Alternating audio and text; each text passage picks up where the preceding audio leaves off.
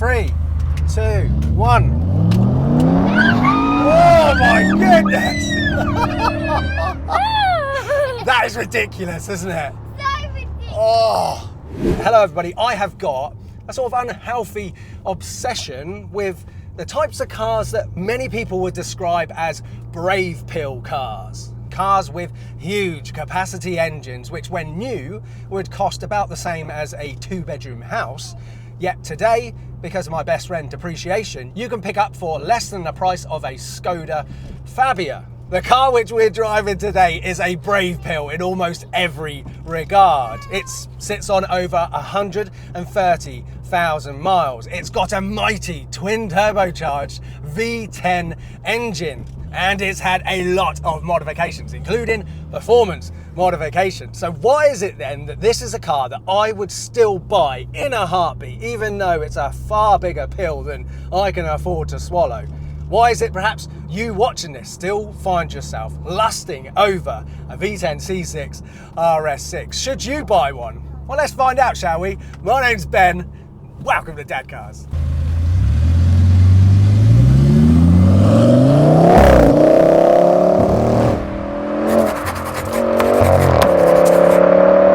Right, my petrol head pickles, come here. So we recently purchased this, didn't we, for Mummy? And this was a brave pill family car, to be honest, an old Range Rover. But this has got a V8. Do you want to see the engine? Because V8s are normally quite cool looking, aren't they? Yes. Open up. But look, it's Plastic City. Plastic City FC. Yeah, it doesn't look that great, does it? But do you want to see a really cool engine? This isn't a V8. This is a V10. You ready?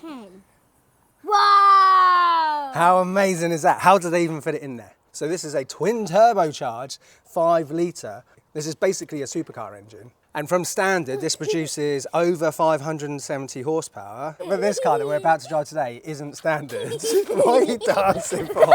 This is stage 2 matte. Girls, this has been stage 2 matte by MRC, and it's producing around 745 horsepower. So this is going to be one of the fastest cars that you've ever been in. Should we get in and go for a drive?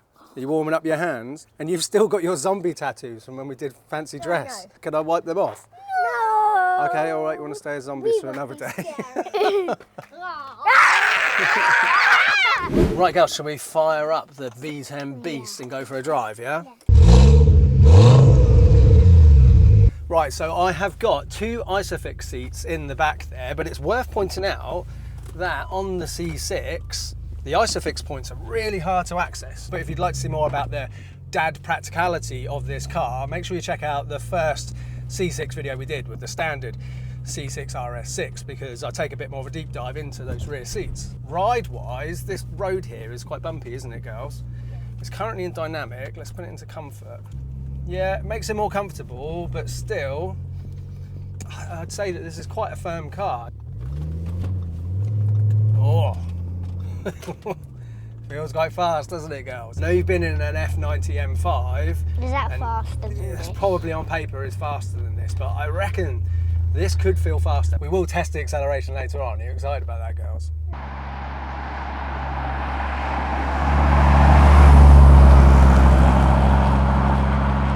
Right, so obviously with us recently featuring a standard one of these on the channel, I want the main focus of today's video to be around brave pill purchases. Should I buy a car like this? Should you watching take the plunge and buy a brave pill car? And I alluded to it earlier on, you know, this car sits on 133,000 miles. And I know there's a lot of people out there that alone would be enough to be like, oh God, no, that's too brave for me. However, my advice that I would always follow myself and recommend others do as well, is that you should buy, with a car like this, on paperwork, invoices. You want to see stacks and stacks of paperwork and invoices. See a car which has been driven frequently and had the correct money spent on it. That is a far better purchase, in my opinion, than a lower mile car, which they go, oh yes, you know, I've got stamps in the book and yeah, I've got a couple of bits of paper, because it's impossible to look after a car like this without spending thousands and thousands of pounds on it. I asked this car's owner, AJ, who's had it for coming up for a year, how much he's spent over the last 11 months. And he said he's spent himself around £4,000. He's then got stacks and stacks of paperwork, which go right back over the whole life of this car, which all add up to around £100,000. And while some people might look at that and think, oh God, that's scary, I'm going to run a mile from that car, for me, that is what I would want to see with a car of this caliber. You want to see that level of paperwork. So for me personally, I would buy this car over a lower mile example car, which has only got stamps in a book and a couple of bits of paper. Another thing you need to do if you're going to buy a car like this, which is going to cost you thousands of pounds, whatever way you look at it, maintenance is going to be massive. Before you even go to look at the car, make sure you run a CarVertical check on it first, to make sure it's not been crashed, stolen or clocked in the past. Take a look at this CarVertical report that I found on a C6 RS6. It's got amber warning for damage, and when you go down to the pictures, you can see it's a beautiful Sepang blue one as well. Yeah, look, the pictures show that on the driver's side, there's been a crash in the past. So, you know, even if someone fixed this up, made it look all beautiful, and then put it up for a tantalizingly low price, if they weren't being honest about what happened to this in the past, it's a car that I would run a mile from. I would always recommend that you run a CarVertical check on any used car purchase before you even go to view it. You can save yourself the time, but it's not just the peace of mind that you get from running a CarVertical check. I mean, look, if we look at the report for the car that we are driving today, this is what you want to see, green ticks across the board. But because I now have this report, so let's say today I was going to view this car with the intention of buying it, CarVertical pulls in data from systems all around the world to build you a really detailed report on here, everything about the history of that car, you know, the mileage and past MOTs, and it just pulls everything together. It means that I can make sure that what the seller is telling me matches up with the reality on the report. So whether it's a brave pill purchase or just a boring, sensible, used family car, always run a CarVertical check on it first, and always use the promo code Dadcars because you'll save 20% off anytime you need to run a check. Massive thank you to CarVertical for supporting the Dadcars channel. Now, let's get back to the driving, shall we?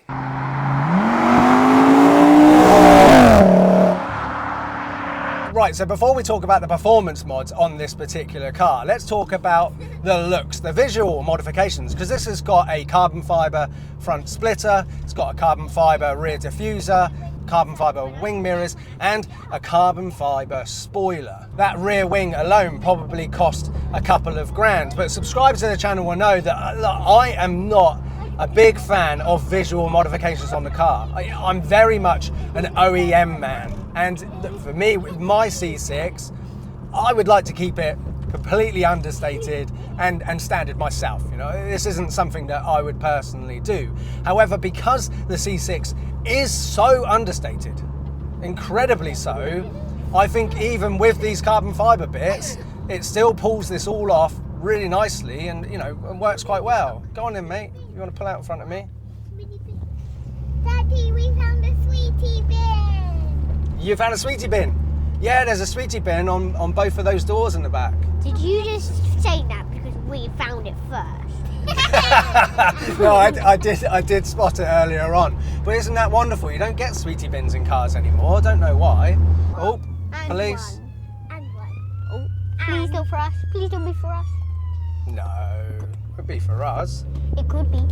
And this particular car, looking so fantastic, is no doubt helped by the fact it's in the best colour, Sepang blue. This would be 100% my top pick for one of these if I was to buy one myself. And while I can never really get too excited about an all black interior, I do think the Sepang blue with those carbon fibre modifications complemented beautifully in here, with it being black and with it being smothered in carbon fibre in here as well.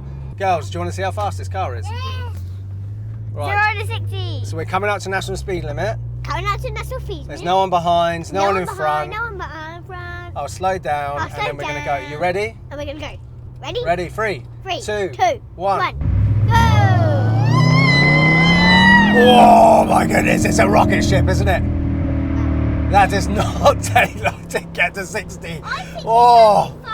I'll count.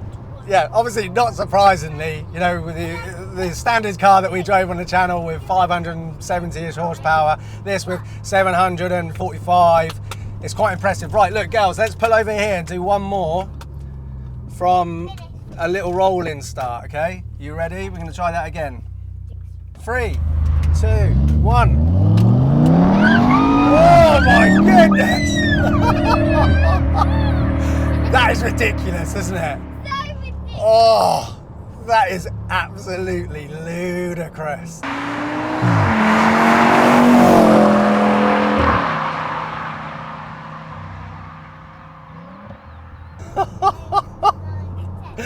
And I tell you what, the thing I love about a car which is as fast as this, you know, with the V10 engine, it's got a Miltech exhaust as well. Obviously, it makes a huge song and dance of itself as well.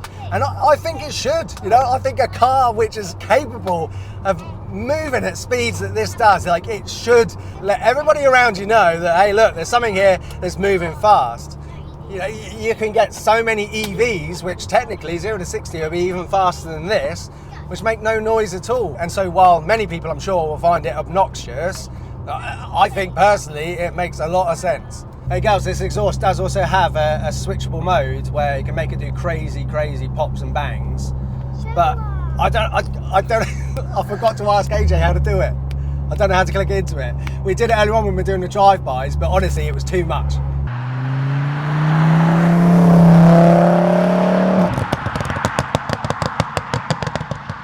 It was too much, like, yeah, I didn't like it. But how this sounds in this mode is perfect for me. Makes its presence known. It's too boring.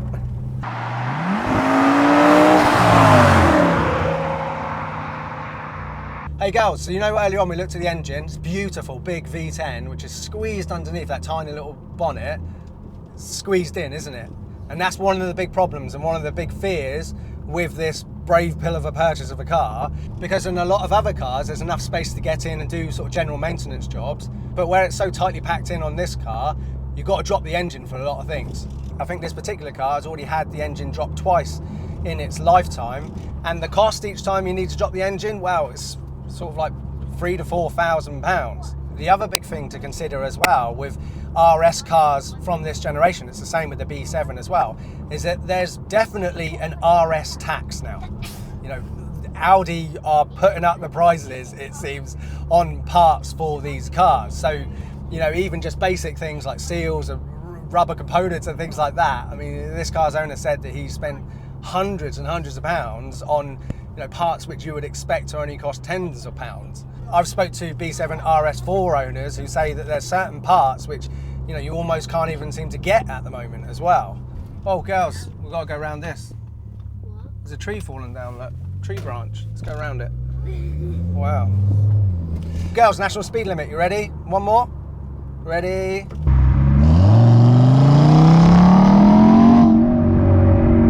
The only other thing I guess you can say about the speed of this car is, like, I mean, you don't get much time to enjoy it, do you? You know, you get a second or two of pressing the accelerator pedal, and then that's it. That's your lot. But God, what a rush, eh? Does it feel like you're being on a roller coaster, girls, or a ride or something? Yeah, it's mad, isn't it? So performance-wise, as I said, this is stage 2, so 745 horsepower. There's also a map option on here which you can switch to, which will take it up to over 800 horsepower as well. But I asked AJ to just leave it in the 745 because obviously I've got the pickles on board as well. So look, if you, like me, are seriously considering buying one of these, I really want to own one of these. If it's not my next car, I'm definitely going to get it when I start trading back up as well. I have to own C6 RS6. But I'll also be intending on doing like 6,000 miles a year in it. So I would go into purchasing a car like this with a slush pot of £4,000 and expecting to spend every single penny of it. Then when you add in tax, which is like 700 and something pounds, general service would be like another 700 quid. Insurance for these cars, I think, again, is probably around £700, depending on where you are and who you are. Then fuel in this car, because I mean, miles per gallon, generally with mixed drive, and you're probably going to be getting like high teens on a run, probably around the mid-20s, and you know, on a spirited drive obviously you can see single digits. But fuel, 5,000 to 6,000 miles, super unleaded, that's going to be like £2,000 as well. So if you add up all of that cost, you know, to have one of these and use it as a semi-daily dad car for a year, it's probably going to cost you about £8,000.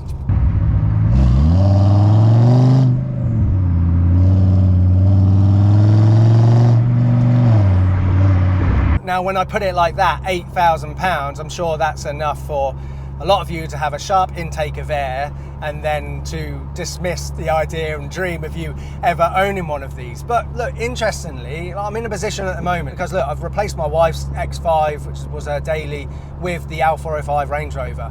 So the position I find myself in is that I need to sell the X5 in order to get my next car. But look, as an interesting comparison, if instead of me buying something like this, I just kept that X5 and dailied that around. I mean, obviously tax, insurance, fuel, servicing in the X5 is going to be a hell of a lot less. But when you consider 5,000 to 6,000 miles in practical German SUV like that, which gets on average 30 miles per gallon, 5,000 to 6,000 miles in the X5 would cost £1,300. So it's only an extra £700 to drive this around. So in actual fact, all things considered, you know, allowing the massive maintenance costs on one of these, I reckon it would probably cost an extra £5,000 for the year to drive one of these around, do 6,000 miles, than drive that X5. And £5,000 is not an insignificant amount of money. You know, that's a really nice holiday. But a holiday is all done and dusted in a week, isn't it? Whereas you get a whole year to drive one of these.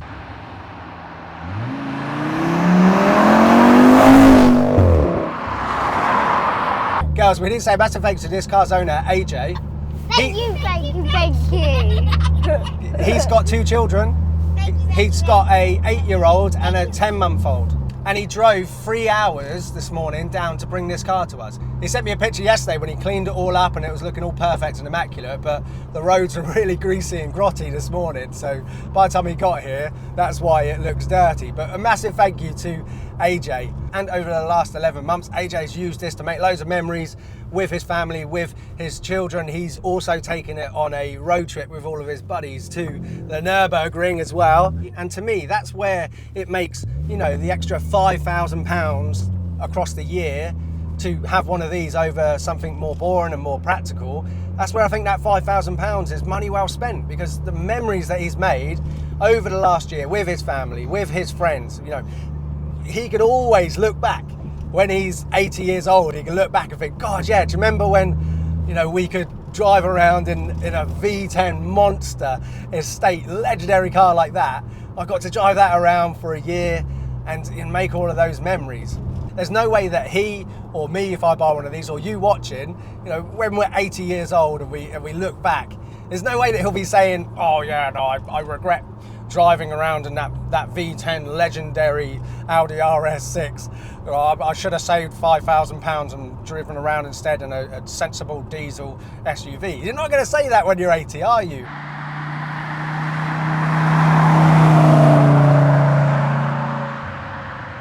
Is this a perfect performance car? No, it's not. I mean, I've said this so many times, but for me, yeah, nothing's perfect. For me, Audi steering, it always lets it down for me, you know. There's not much feel there. I mean, it's very capable, and the more time you spend with these cars, you know, you can gel with the steering, but it's just not the most feelsome and engaging steering system for me. But all in all, the C6 RS6, you know, it's from that crazy, brief, bonkers period in the late noughties, you know, where, you know, German manufacturers were putting the biggest high capacity engines they could and squeezing them into their everyday saloons and estates like this, you know, practical, zero compromise Dadcars like this. You can have a supercar engine in it. And if you're like me, from the same generation as me, who grew up on a diet of peak Top Gear years, you know, like, you will probably have the same appreciation for this and same lust for it as me. And I think it's a brave pill, yes, but it's a brave pill worth taking just to experience owning a V10 like this. And like I was saying earlier on, even if it does cost you thousands and thousands of pounds in maintenance, you know, that is just the cost of experiencing something like this, having a bucket list experience like this, making memories with your children in an incredible, legendary dad car like this. Girls, what car do you think I should buy as my next dad car? X5. No, we've got the X5. Steal this one. This one? Steal. I can't afford, you want me to steal this one? What, just leave him with the X5? No, look, unfortunately I can't, because this car, it is up for sale at the moment. It's up for £15,500 though, and Daddy's only got £10,000 to spend on his next dad car. Give him 10 and say, Oh, thank you for giving me your car. So can you give me, yes. No, it doesn't work like that, unfortunately. The other thing as well, though, is if Daddy buys a Brave Pill car, which is a car which can cost lots of money to maintain, Mummy's all now got a Brave Pill family car, hasn't she? The Range Rover.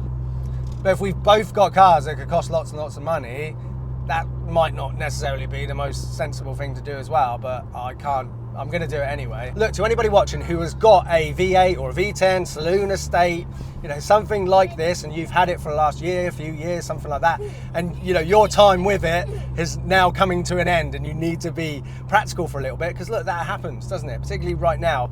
If you're looking to get out of it and you need something practical though, I will part exchange, like straight swap my X5 for, you know, something like this, a C63, an E63, an M5, a RS6, an RS4. If anyone out there's got one and they need to sell it to get something practical, fire me a message. My email address will be below. Send me a DM on Instagram. I am ready to straight swap the X5 for a Brave Pill like this. I would straight swap the X5 for this, but there's a value difference. You know, this one is up for £15,500, and seeing how well this car has been maintained, you know, there's been no deferred maintenance with this car. You know, I think that this is priced effectively in this market. But if you're looking for a C6 RS6 like this, that's a little bit special and has had all of the correct money spent on it and the invoices to back it up, I'll put a link in the description of this video to the listing for this car. Look, I've driven it today for about an hour and it's a sensational car. I would honestly own this in a heartbeat. Massive thank you for watching. Subscribe to this channel if you don't already. Check out one of these other videos and we'll see you next time. Say goodbye, girls.